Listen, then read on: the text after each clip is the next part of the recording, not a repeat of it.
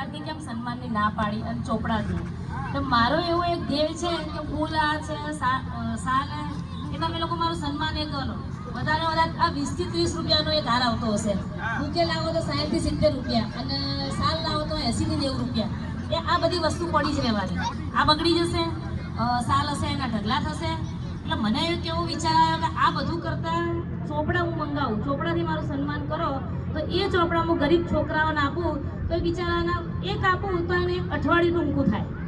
એટલે મારો એવો વિચાર હતો અને મેં અને લોકોએ મારી સાથે રહીને મારા વિચારને આગળ વધાર્યો. ડૉક્ટર સાહેબ છે, મારી આખી ટીમ જે બી સન્માન માટે મને બોલાવે એમને એક જ વસ્તુ, ભલે 2 ચોપડા તમે લાવો પણ મારું ફૂલહારથી કે એનાથી કોઈ સન્માન ના કરશો એ વસ્તુ મને ગમતું જ નહીં. ચોપડાથી સન્માન કરો કે હું જે ગરીબ બાળકો છોકરાઓને ચોપડા આપું તો બિચારા ભણી શકે. બધાની પરિસ્થિતિ એક જેવી હોતી નહીં. એટલે મારો આવો નિયમ હતો. અને બીજું કે મારા હાથે મારા ડૉક્ટર સાહેબ સન્મત છે.